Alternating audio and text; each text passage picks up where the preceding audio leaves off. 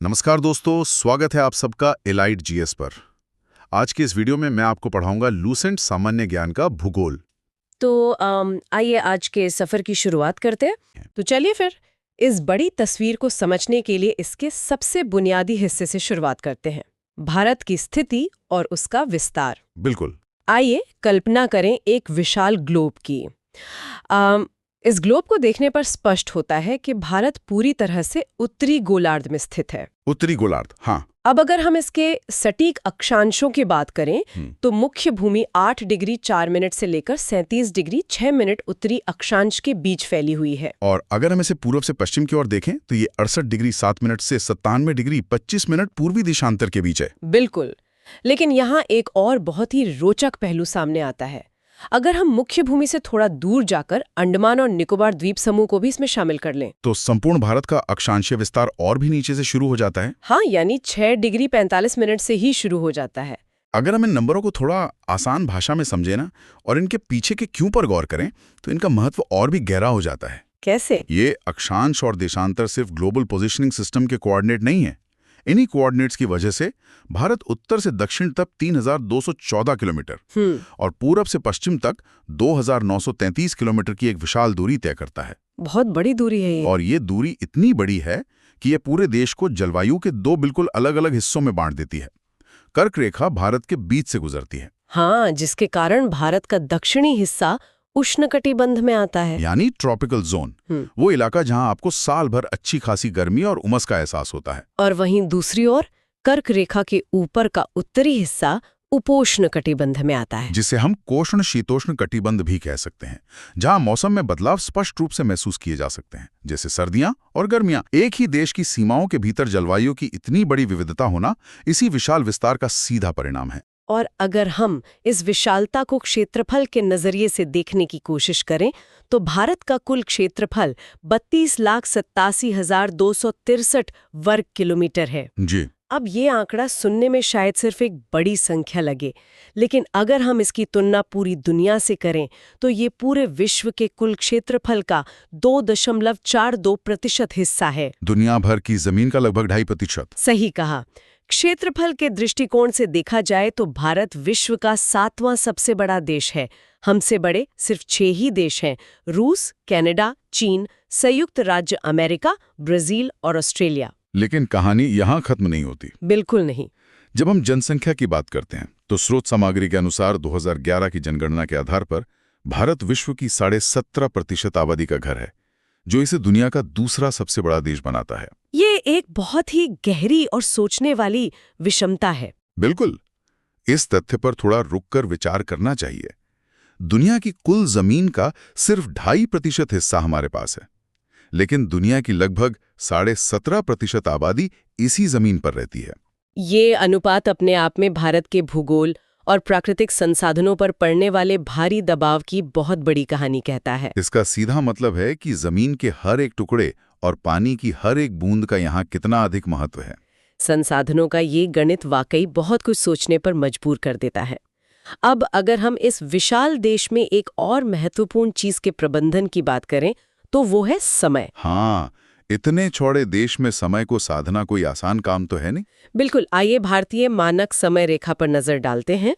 पूरे भारत का मानक समय 82.5 डिग्री पूर्वी देशांतर रेखा को माना गया है, जो इलाहाबाद के निकट मिर्जापुर से होकर गुजरती है। हाँ। और अगर हम वैश्विक समय से इसकी तुलना करें तो ये ग्रीनविच मीन टाइम से ठीक 5.5 घंटे आगे है। ये देशांतर रेखा भारत के 5 राज्यों से होकर अपना सफर तय करती है: उत्तर प्रदेश, मध्य प्रदेश, छत्तीसगढ़, उड़ीसा और आंध्र प्रदेश। समय रेखा की इस चर्चा में एक ऐसा तथ्य है जो शायद भूगोल की सबसे हैरान करने वाली जानकारियों में से एक है। वो क्या? हम जानते हैं कि कर्क रेखा भारत के लगभग मध्य से होकर गुजरती है। ये कुल 8 राज्यों से गुजरती है: राजस्थान, गुजरात, मध्य प्रदेश, छत्तीसगढ़, झारखंड, पश्चिम बंगाल, त्रिपुरा और मिजोरम। हाँ, 8 राज्य। अब जरा सोचिए, एक रेखा जो भारत के मौसम और जलवायु को 2 हिस्सों में बांट रही है, यानी कर्क रेखा, और दूसरी रेखा जो पूरे देश की घड़ियों का समय तय कर रही है, यानी मानक समय रेखा। हाँ। ये दोनों रेखाएं बघेलखंड के पठार पर आकर एक दूसरे को काटती हैं। अरे वहाँ! ये जानकारी किसी भी नक्शे को देखने का नजरिया पूरी तरह से बदल देती है। एक ही भौगोलिक बिंदु पर मौसम और समय का ये चौराहा बनना अपने आप में बेहद दुर्लभ संगम है। ये वाकई एक ऐसा पल है जो दिमाग की बत्ती जला देता है। मतलब अगर आप उस सटीक बिंदु पर खड़े हैं तो आप भारत के समय और जलवायु के बिल्कुल केंद्र में खड़े हैं। बिल्कुल। इसके अलावा हमारी स्रोत सामग्री एक और दिलचस्प तथ्य साझा करती है। पृथ्वी की चुंबकीय विषुवत रेखा यानी मैग्नेटिक इक्वेटर दक्षिण भारत में त्रिवेंद्रम से होकर गुजरती है। विज्ञान और भूगोल का एक शानदार मेल। और जहां तक समय तय करने की अंतर्राष्ट्रीय मानकों की बात है, विश्व के देशों ने आपसी सहमति से ये तय किया है कि मानक समय हमेशा 7.5 डिग्री देशांतर के गुणक यानी मल्टीपल पर ही चुना जाएगा। यही कारण है कि हमारा समय 82.5 डिग्री पर आधारित है। एकदम सही। अब जब हम इन रेखाओं की बात करते हैं तो यही रेखाएं अंततः उन सीमाओं का रूप ले लेती हैं जो हमें हमारे पड़ोसियों से अलग करती हैं। चलिए अब सीमाओं की तरफ बढ़ते हैं। और अगर हम समुद्री तटरेखा की बात करें तो ये 7,516.6 किलोमीटर लंबी है। हालांकि अगर हम द्वीपों को छोड़ दें और केवल मुख्य भूमि के तटीय भाग की लंबाई देखें तो वो 6,100 किलोमीटर है। तटरेखा की बात हो और राज्यों का जिक्र ना हो, ऐसा तो हो नहीं सकता। भारत के 9 राज्य समुद्र तट से लगे हुए हैं। गुजरात, महाराष्ट्र, गोवा, कर्नाटक, केरल, तमिलनाडु, आंध्र प्रदेश, ओडिशा और पश्चिम बंगाल। इनमें से एक दिलचस्प बात यह है कि सबसे लंबी तटरेखा गुजरात की है जो 1,663 किलोमीटर लंबी है। और उसके बाद दूसरे नंबर पर आंध्र प्रदेश का स्थान आता है। यहाँ ये समझना बहुत जरूरी है कि गुजरात की तटरेखा सबसे लंबी क्यों है। अगर आप नक्शे को ध्यान से देखेंगे तो पाएंगे कि गुजरात का तट बिल्कुल सीधा नहीं है, बल्कि उसमें बहुत सारे घुमाव, क्रीक्स और खाड़ियां हैं। हाँ, वही घुमावदार संरचना उसकी कुल लंबाई को इतना बढ़ा देती है। अब अगर हम समुद्री सीमाओं से जमीन की सीमाओं की ओर आएं और इन अंतर्राष्ट्रीय रेखाओं को इतिहास के चश्मे से देखें तो ये केवल जमीन पर खींची गई लकीरें नहीं रह जाती। बिल्कुल नहीं, ये ऐतिहासिक उथल-पुथल का सीधा परिणाम है। उदाहरण के लिए भारत और पाकिस्तान के बीच की रैडक्लिफ रेखा। यह सीमा रेखा 15 अगस्त 1947 को सर सीजे रैडक्लिफ द्वारा निर्धारित की गई थी, जिन्होंने शायद ही कभी उस जमीन की हकीकत देखी थी जिसे वे बांट रहे थे। इस पाकिस्तानी सीमा से लगे 3 भारतीय राज्य हैं। राजस्थान, जिसकी सीमा का 1,170 किलोमीटर हिस्सा पाकिस्तान से लगता है, गुजरात 506 किलोमीटर और पंजाब 425 किलोमीटर। इसी तरह अगर हम पूर्व की ओर देखें तो मैकमोहन रेखा भारत और चीन की सीमा तय करती है। इसे 1914 में शिमला में निर्धारित किया गया था और इसे 3 अलग-अलग सेक्टरों में बांटा गया है। इतिहास की किताबों में डुरंड रेखा का भी बहुत जिक्र आता है, जो मूल रूप से 1896 में निर्धारित की गई थी। हालांकि आज की तारीख में ये रेखा मुख्य रूप से अफगानिस्तान और पाकिस्तान के बीच है। लेकिन इन इंसानों द्वारा बनाई गई कृत्रिम रेखाओं के अलावा प्रकृति ने भी अपनी खुद की कुछ सीमाएं तय की हैं। हाँ, जिन्हें किसी कागज पर नहीं खींचा गया। जैसे भारत और नेपाल के मध्य बहने वाली काली नदी, जो एक बिल्कुल स्पष्ट और प्राकृतिक सीमा बनाती है। इसी तरह पूर्वोत्तर में पटकाई की पहाड़ियां एक प्राकृतिक दीवार का काम करती है और भारत को म्यांमार से अलग करती है। प्राकृतिक और राजनीतिक सीमाओं का यह संयोजन भू राजनीति का एक बहुत ही गहरा पहलू है। भारत के कई राज्यों की भौगोलिक स्थिति भी उनके रणनीतिक महत्व को पूरी तरह से बदल देती है। जरा त्रिपुरा के बारे में सोचिए। यह राज्य 3 ओर से बांग्लादेश से घिरा हुआ है और केवल अपने उत्तर पूर्व के एक छोटे से हिस्से से असम और मिजोरम के जरिए मुख्य भूमि से जुड़ा हुआ है। या फिर सिक्किम को ही ले लीजिए, एक छोटा सा राज्य, लेकिन इसकी सीमाएं नेपाल, भूटान और चीन 3 अलग-अलग देशों से जा टकराती हैं। अरुणाचल प्रदेश की भौगोलिक स्थिति भी लगभग ऐसी ही जटिल है। इसके पूर्व में म्यांमार है, पश्चिम में भूटान और उत्तर में चीन। यहाँ श्रोताओं के लिए यह जानना भी बहुत दिलचस्प होगा कि पूर्वोत्तर के सभी राज्य बांग्लादेश से नहीं मिलते हैं। हाँ, ये एक आम गलतफहमी है। उदाहरण के तौर पर नागालैंड, मणिपुर, अरुणाचल प्रदेश और सिक्किम की कोई भी सीमा बांग्लादेश के साथ साझा नहीं होती। और जब सीमाओं और राज्यों की इतनी चर्चा हो ही रही है तो उत्तर प्रदेश का जिक्र करना तो लाजमी है। उत्तर प्रदेश भारत का वो राज्य है जो सबसे अधिक राज्यों की सीमाओं को छूता है। यह कुल 8 राज्यों के साथ अपनी जमीन साझा करता है। उत्तराखंड, हिमाचल प्रदेश, हरियाणा, राजस्थान, मध्य प्रदेश, छत्तीसगढ़, झारखंड और बिहार। और इसके अलावा राष्ट्रीय राजधानी क्षेत्र दिल्ली से भी इसकी सीमा लगती है। ये सच में भारत के भीतर एक भौगोलिक चौराहा होने जैसा है। बिल्कुल। और अगर हम पूरे उपमहाद्वीप के परिप्रेक्ष्य में बात करें तो भारतीय उपमहाद्वीप में भारत के अलावा पाकिस्तान, बांग्लादेश, नेपाल और भूटान सम्मिलित माने जाते हैं। जमीन की इन उलझी हुई सीमाओं को समझने के बाद अगर हम जमीन से आगे बढ़कर समुद्र की ओर देखें तो वहां भी एक पूरी व्यवस्था काम करती है। स्रोत सामग्री स्पष्ट करती है कि समुद्र में भारत की प्रादेशिक सीमा का विस्तार तट से 12 समुद्री मील यानी नॉटिकल माइल्स तक माना जाता है। इस सीमा के भीतर समुद्र के पानी और उसके नीचे के संसाधनों पर देश का पूरा अधिकार होता है। समुद्र की बात आते ही एक विषय ऐसा है जिसने शुरू से ही मेरी उत्सुकता को सबसे ज्यादा बढ़ाया है, और वो है राम सेतु। राम सेतु।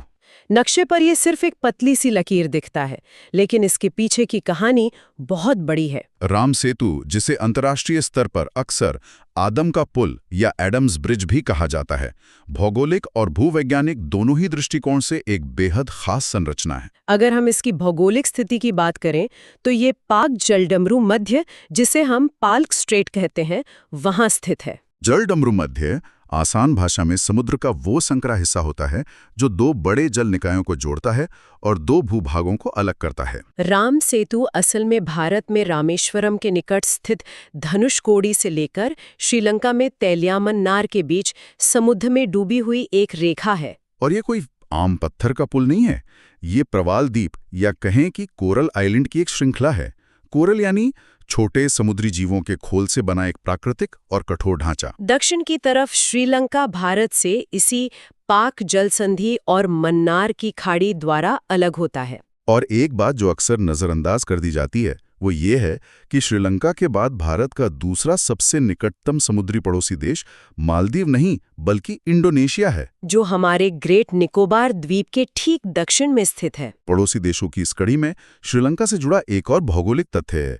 जाफना, जो श्रीलंका के उत्तर पूर्व में एक बहुत ही महत्वपूर्ण इलाका है और जहां पॉइंट पेड्रो स्थित है, वो श्रीलंका की मुख्य भूमि से एलिफेंटा दर्रे द्वारा जुड़ा हुआ है। अब अगर हम भारत के बिल्कुल छोरों की बात करें, यानी हमारे देश की सीमाएं चारों दिशाओं में कहाँ जाकर खत्म होती हैं, तो भारत का सबसे दक्षिणी बिंदु इंदिरा पॉइंट है। ये मुख्य भूमि पर नहीं बल्कि वृहद निकोबार द्वीप समूह में स्थित है और भूमध्य रेखा से सिर्फ 876 किलोमीटर दूर है। इस जगह का पुराना नाम पिग्मेलियन पॉइंट हुआ करता था। इसी तरह अगर हम उत्तर की तरफ सबसे आखिरी बिंदु खोजें तो वो लद्दाख की बर्फीली ऊंचाइयों में स्थित इंदिरा कोल है। पश्चिमी बिंदु की बात करें तो वो गुजरात का सरक्रीक है और भारत का सबसे पूर्वी बिंदु अरुणाचल प्रदेश का किबुतु है। इन चरम बिंदुओं के साथ साथ कन्याकुमारी का भी विशेष रूप से उल्लेख करना बहुत प्रासंगिक होगा। हाँ, मुख्य भूमि के इस सबसे दक्षिणी छोर पर एक ऐसा दुर्लभ नजारा देखने को मिलता है जहां 3 अर्धचंद्राकार समुद्र तट एक साथ आकर मिलते हैं। बंगाल की खाड़ी, अरब सागर और हिंद महासागर। 3 अलग-अलग जल राशियों का ऐसा संगम बहुत ही कम देखने को मिलता है। खैर, समुद्र के इन गहरे पानी से निकलकर अब हम वापस उन गगनचुंबी ऊंचाइयों की तरफ चलते हैं जिन्होंने भारत के उत्तरी हिस्से को एक किले की तरह सुरक्षित रखा है। लेकिन इस अभेद्य किले में भी इंसानों ने कुछ रास्ते खोज निकाले थे। आइए बात करते हैं भारत के प्रमुख दर्रों की। पहाड़ों के बीच से गुजरने वाले ये प्राकृतिक रास्ते किसी भौगोलिक अजूबे से कम नहीं है। इन दर्रों को समझना इसलिए जरूरी है क्योंकि ये केवल 2 पहाड़ों के बीच छूट गए खालिस्तान नहीं है। इनका एक बहुत गहरा भूवैज्ञानिक इतिहास है। इनमें से ज्यादातर दर्रों का निर्माण रातों रात नहीं हुआ। बिल्कुल नहीं। इन्हें सदियों से बहती आ रही नदियों ने अपनी अथक मेहनत और बहाव से चट्टानों को काट काट कर तराशा है। अगर हम इस प्राकृतिक प्रक्रिया को ध्यान से देखें तो कश्मीर का जोजिला दर्रा सिंधु नदी के लगातार बहाव द्वारा बनाया गया है। इसी तरह हिमाचल प्रदेश का शिपटीला दर्रा सतलुज नदी द्वारा और सिक्किम का जाइलेपला दर्रा तिस्ता नदी द्वारा बनाया गया है। नदियां और ये दर्रे एक दूसरे से इतनी गहराई से जुड़े हैं कि अक्सर नदियां इन्हीं दर्रों के सहारे अपना रास्ता बदलती हैं। उदाहरण के लिए विशाल ब्रह्मपुत्र नदी यांग्याप दर्रे के बिल्कुल पास से ही भारत में प्रवेश करती है। इन दर्रों की अपनी एक अलग ही दुनिया है। लद्दाख की जमा देने वाली ठंड में स्थित काराकोरम दर्रा भारत का सबसे ऊंचा दर्रा है। जरा सोचिए, ये समुद्र तल से 5624 मीटर की ऊंचाई पर है और इसी दुर्गम रास्ते से चीन को जाने वाली एक सड़क भी गुजरती है। काराकोरम रेंज अपने आप में सिर्फ पहाड़ों की एक श्रृंखला नहीं है, ये भारतीय उपमहाद्वीप और चीन के बीच एक बहुत बड़े जल विभाजक का काम करती है। स्रोत सामग्री ये भी बताती है कि यहाँ का जो ग्लेशियर है वो लगभग 70 किलोमीटर लंबा है। धरती पर उत्तरी और दक्षिणी ध्रुवों को छोड़कर ये दुनिया का दूसरा सबसे लंबा ग्लेशियर है और शायद इसीलिए इस पूरे इलाके को दुनिया का तीसरा ध्रुव भी कहा जाता है। इतनी चरम ऊंचाइयों से अगर हम थोड़ा नीचे की तरफ आएं तो हम देख सकते हैं कि कैसे ये दर्रे अलग अलग घाटियों और संस्कृतियों को जोड़ने का काम करते हैं। रोहतांग दर्रा, जिसका एक पुराना नाम भृगु तुंग भी था, बेहद खूबसूरत कुल्लू घाटी को हिमाचल प्रदेश की लाहौल और स्पीति घाटियों के साथ जोड़ता है। आज ये मनाली और लेह को सड़क मार्ग से मिलाने वाला एक बहुत ही महत्वपूर्ण रास्ता है। इसके अलावा कश्मीर घाटी में बनिहाल दर्रा भी है, जो जम्मू से श्रीनगर जाने का प्रमुख मार्ग जोड़ता है। इसी दर्रे के भीतर से प्रसिद्ध जवाहर सुरंग गुजरती है। दिलचस्प बात यह है कि इसे देश का सबसे छोटा दर्रा भी माना जाता है। दर्रों की इस सूची में कुछ और नाम भी बहुत अहम हैं, जैसे बुर्जिल दर्रा, जो श्रीनगर से गिलगित को जोड़ता है, और बाड़ालाचा दर्रा, जो हिमाचल प्रदेश को सीधे लद्दाख से मिलाता है। पूर्वोत्तर में चलें तो तुजू दर्रा बहुत महत्वपूर्ण है, जो मणिपुर में स्थित है और भारत को म्यांमार के साथ जोड़ता है। और जैसा कि हमने पहले जिक्र किया, सतलज नदी वाला शिपकीला दर्रा, जो शिमला को तिब्बत से जोड़ता है।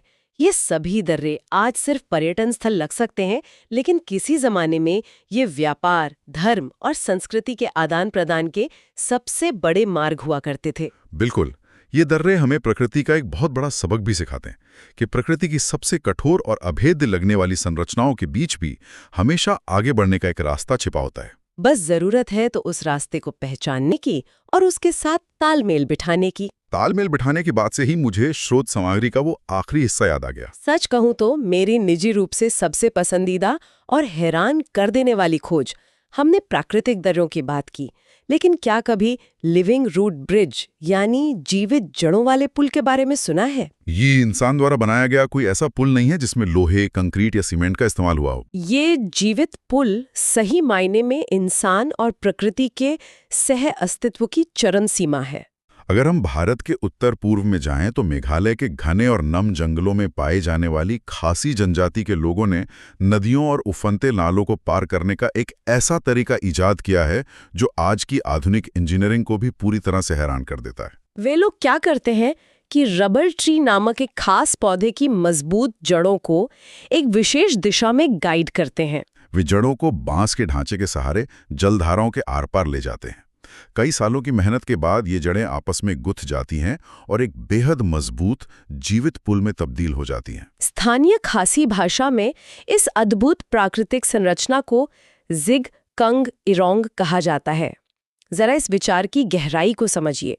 वे किसी निर्जीव पुल का निर्माण नहीं करते, बल्कि वे पीढ़ियों तक मेहनत करके एक पुल को उगाते हैं। आधुनिक पुल समय के साथ बारिश और जंग लगने से कमजोर होते जाते हैं, लेकिन ये पुल एक जीवित पेड़ का हिस्सा है। इसलिए जैसे जैसे पेड़ की जड़ें बढ़ती हैं और समय बीतता है, ये कमजोर होने के बजाय और भी ज्यादा मजबूत होता जाता है।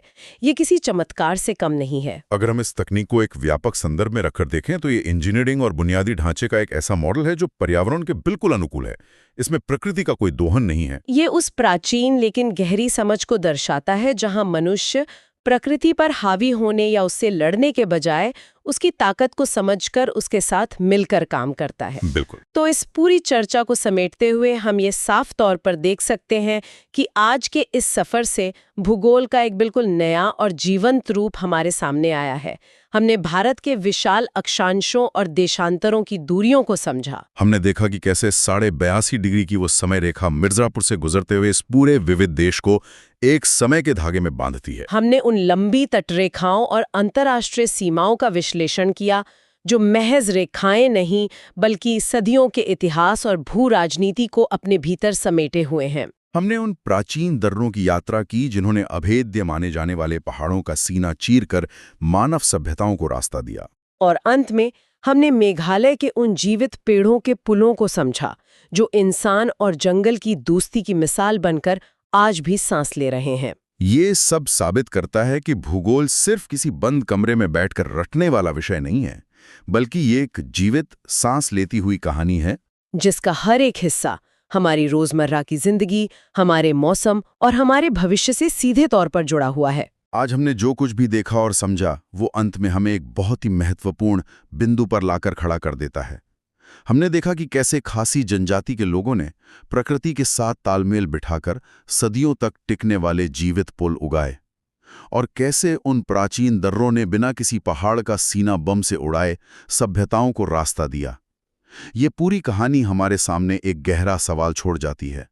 ये सोचने वाली बात है कि आज के आधुनिक युग में जब हम विकास के नाम पर अपना नया बुनियादी ढांचा विकसित कर रहे हैं, हर दिन नए एक्सप्रेसवे, बड़े बड़े कंक्रीट के पुल और पहाड़ों को काटकर सुरंगें बना रहे हैं, तो क्या हम प्रकृति के साथ उसी समझ और सहअस्तित्व को अपना रहे हैं, या विकास की इस तेज और अंधी होड़ में इन भौगोलिक रेखाओं के बीच हम उस प्रकृति की ही अनदेखी कर रहे हैं जिसने हमें ये जगह दी है?